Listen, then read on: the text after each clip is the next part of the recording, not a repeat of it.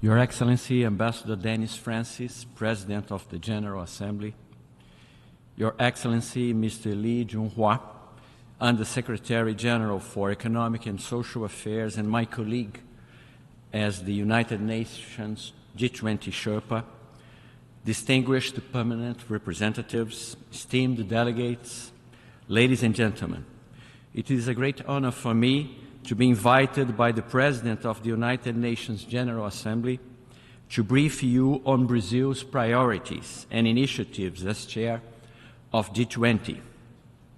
As you are aware, Brazil assumed the presidency of G20 on December 1st, 2023.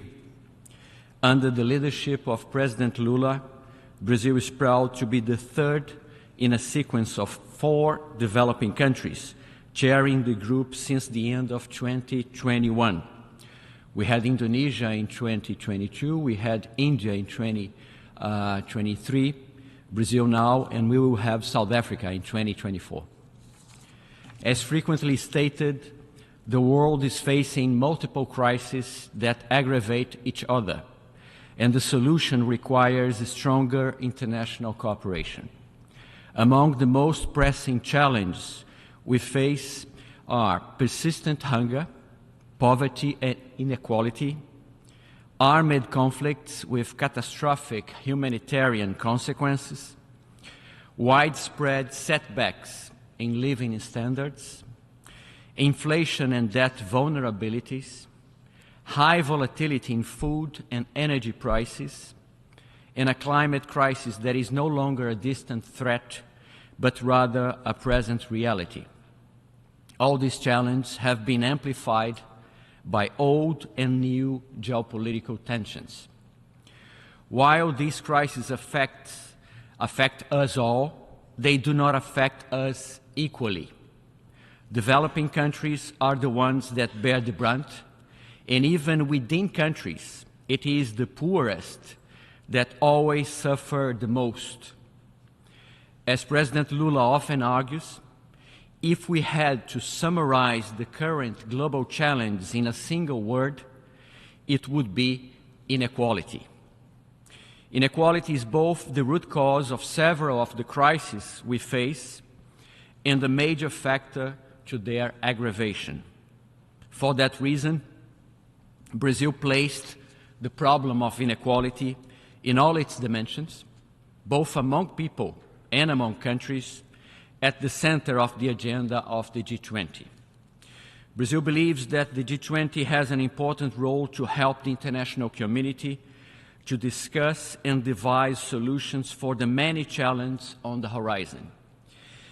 The G20 is not as inclusive and representative of the world as established and universal international organizations such as the United Nations.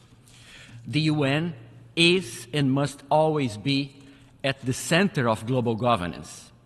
But the G20, faithful to its original purpose of tackling international crises, as it happened in 1999 and 2008, can play a supportive role to keep the dialogue alive among the world's largest economies and to push for reforms at the center of the system, be it in the political, economic, financial, and trading governance.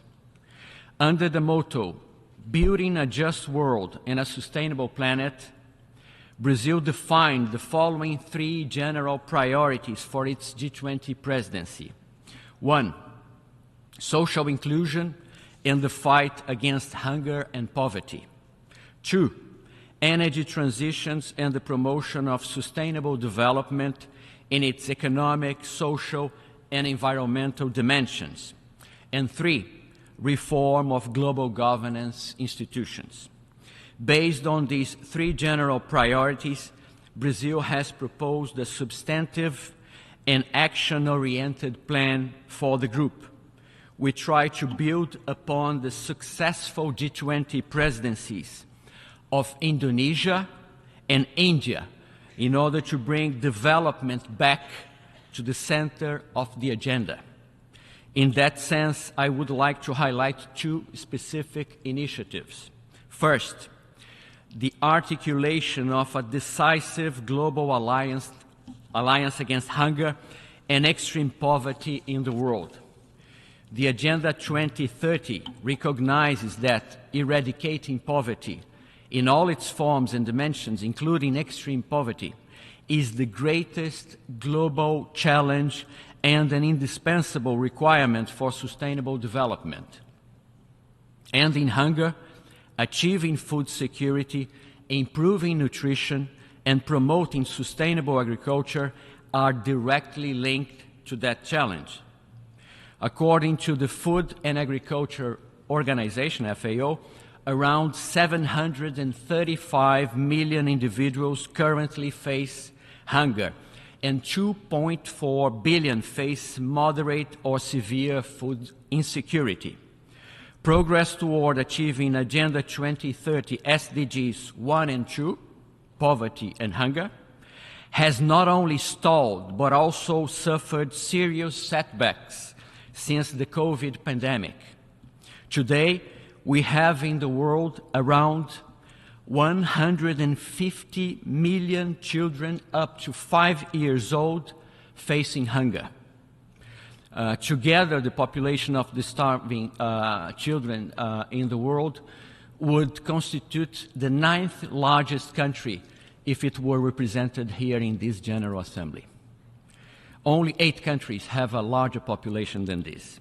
To try to help to reverse that course, Brazil created a temporary G20 task force to launch a global alliance against hunger and poverty, bringing together the Sherpa and the finance tracks of G20. The alliance will take concrete steps to mainstream a set of established domestic public policy instruments that proved successful in developing countries, including targeted cash transfers, school meal programs, support for family farming, single registry systems for low-income persons and families, and social security mechanisms. The Brazilian experience, and we left the FAO World Hunger Map back in 2014, shows that such policies have a mutually reinforcing role with economic growth, another key component for lifting people out of poverty. The Global Alliance Against Hunger and Poverty will be open to the participation of all countries, not only of G20 members. To ensure efficiency and cohesion, G20 is joining efforts with UN organizations such as the FAO, ILO, and the World Food Programme, WFP. We have been working also with the World Bank and other multilateral development banks. President Lula himself has been conveying the message to his counterparts. We need the participation of all countries. 3 weeks ago, he was in the summit of the African Union in Addis Ababa and discussed the issue with African leaders. The alliance will be structured around 3 pillars: the national commitments pillar, the financial pillar, and the technical support pillar. There is a place for everyone. Countries facing hunger can commit to adopt public policies from a basket of policies that have already proved successful. They will have access to technical cooperation and financial funds, including the possibility of debt swap, debt for hunger, for example. Rich and emerging countries willing to help can provide either financial support or technical cooperation for the implementation of successful policies against hunger. South-South cooperation will play an important role in the Global Alliance. Rich, developed countries have not faced hunger since the aftermath of the Second World War, while some countries of the Global South managed to overcome hunger fully or partially in the last decades. The Alliance's governance will rely on a lean steering committee supported by a small secretariat assembled in partnership with selected international organizations. We do not want to create new funds, neither new organizations. We want to better use the existing ones with a new and more comprehensive approach. The second initiative that I would like to highlight is the G20 response to climate change. We face a climate emergency. Humanity has only until the end of this decade to prevent the global temperature from rising beyond 1.5 degrees Celsius, above pre-industrial levels, an outcome that would bring unacceptable risks for future generations. Many countries are already facing the tragic consequences of climate change. A somber future has arrived. By bringing together the world's largest economies, which account for 3/4 of global greenhouse gas emissions, the G20 can be a catalyst for partnerships, high-level coordination, and new policy consensus. These can boost government action and transform capital markets and financial flows, thus contributing to the implementation of the UNFCCC and its Paris Agreement. To this end, Brazil has established in the G20 a task force for the global mobilization against climate change, once again bringing together the Sherpa and the finance tracks. The task force will explore, 1, the role of national sustainability transformation plans and economy-wide platforms, and 2, a renewed agenda for the engagement of the financial sector in climate action. There cannot be meaningful results in the fight against climate change without sufficient, timely, and accessible financial resources. Delivering the unprecedented level of investment required to match the needs of transition in most countries, especially in developing ones, calls for the transformation of the financial system and of its structures and processes. We need to engage governments, central banks, financial regulators, commercial and development banks, international financial institutions, institutional investors, and other financial players. The G20, once again, must play a constructive and supportive role in this regard. Mr. President, ladies and gentlemen, the third priority of Brazil's G20 presidency is to reinvigorate multilateralism and to promote the reform of global governance institutions.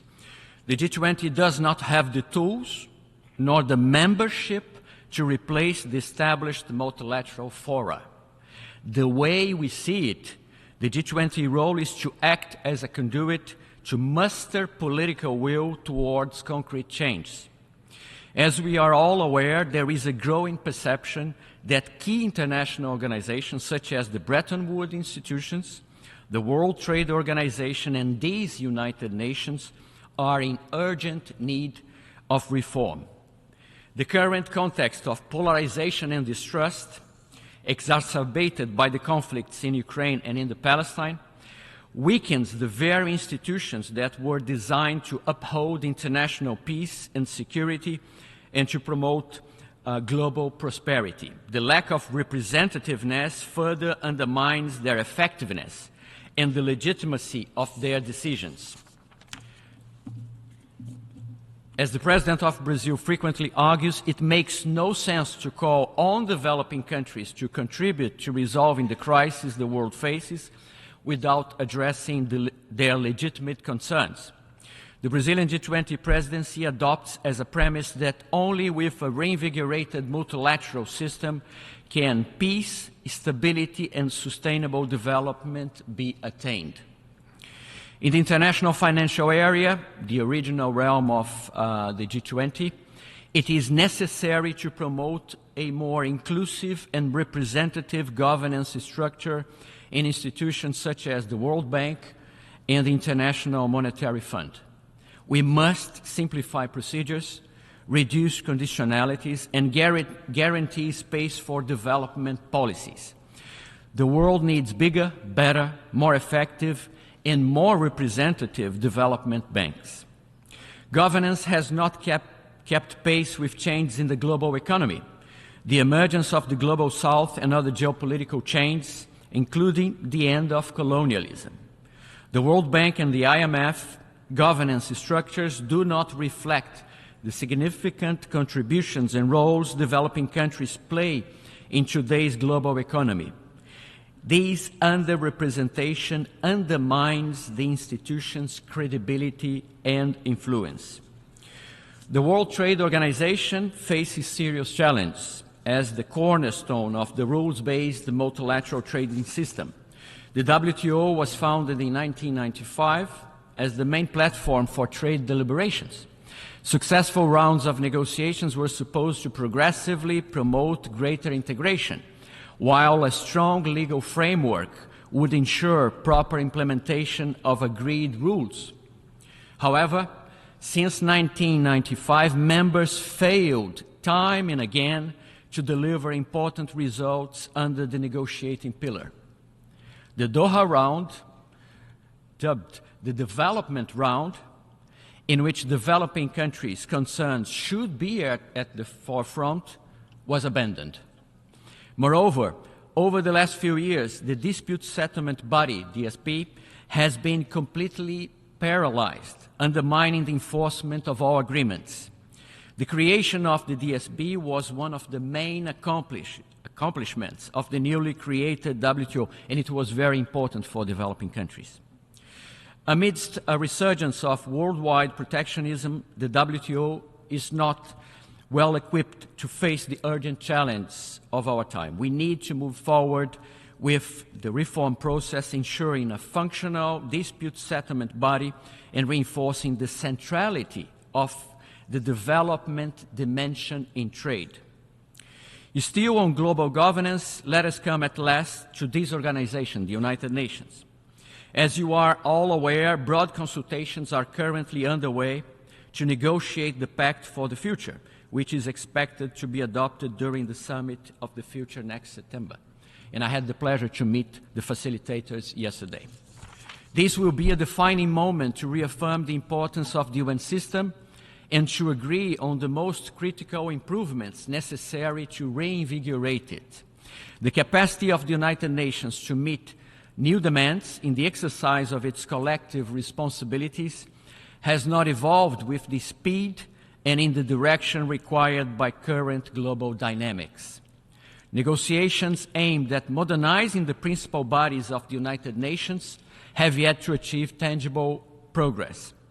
In the necessary balance among the United Nations' main organs, this General Assembly must play a predominant role due to its universal composition, with all member states represented in an equal, inclusive, and democratic manner.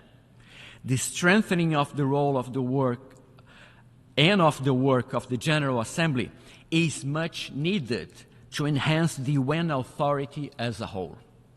The same applies to the UN Economic and Social Council. ECOSOC has to be more effective and influential in policy review, coordination, recommendation, and decisions on issues of economic and social development, including through its engagement with civil society and with a reach that goes beyond the UN walls. Anachronism within the United Nations is also distressing in relation to the discharging by the Security Council of its primary role in the maintenance of international peace and security. The Council's paralysis impacts deeply on its capacity to promote peace and prevent war. According to the International Institute of Strategic Studies, IISS from London, we had last year in the world a record number of conflicts between and within states. 183 conflicts. It's the highest in the last 3 decades. We are back to the astonishing number of conflicts the world faced in the Cold War period.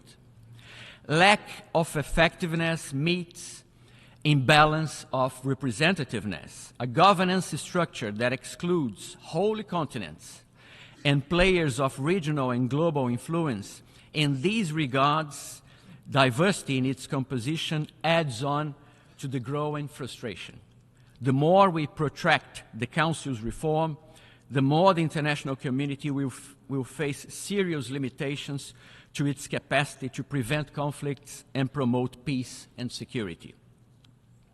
The Peacebuilding Commission, with which Brazil has been engaged for decades and which we currently chair, must be strengthened to play a greater role in identifying the root cause of conflicts and prevent its occurrence. We need to revamp the UN capacities in peaceful dispute prevention and resolution. At the opening of last year's general debate of the General Assembly, the Secretary General made a compelling plea for the renewal of multilateral institutions based on 21st century economic and political realities. In his words, and I quote, "The alternative to reform is not the status quo. The alternative to reform is further fragmentation. It is reform or rupture." The Secretary General called on the G20 to help forge a global compromise in building a future of peace and prosperity. He did his part by convening the Summit of the Future, which can play a special role in reinvigorating the multilateral system. Brazil believes that G20 countries should reinforce their commitment to the principles of the United Nations Charter, international law, and diplomacy. We should not accept a divided, fragmented world. For this purpose, Brazil's Foreign Minister Mauro Vieira presented to his counterparts in last month's G20 Foreign Ministers meeting in Rio de Janeiro the proposal that the G20 prepares for a meaningful discussion on global governance reform. In support of the Brazilian proposal, the G20 has decided to convene a second Foreign Ministers meeting here in the United Nations. For the first time in its history, the G20 will have a ministerial meeting inside the United Nations headquarters with the participation open to all UN member states. It will be on the sidelines of the high-level week of the next General Assembly on September the 26th. It is an unprecedented opportunity for G20 to join forces with the whole UN membership in favor of a call to action for the reform of global governance institutions with the United Nations at its center. Brazil's permanent mission here in New York has already circulated an issue note on global governance reform that was discussed in the first G20 Foreign Ministers meeting of the year. We will send a new one in the next few months about the second G20 meeting and the call to action we propose. Mr. President, ladies and gentlemen, global challenges are interconnected and can only be addressed through reinvigorated multilateralism, reforms, and international cooperation. The international community has already proven its ability to react to serious crises and to reform the structures of global governance. The G20 itself is a product of crisis. The time has come for the G20 to make its own contribution for a serious discussion on the current global governance structures and to put sustainable development back at the center of the world agenda. Thank you very much.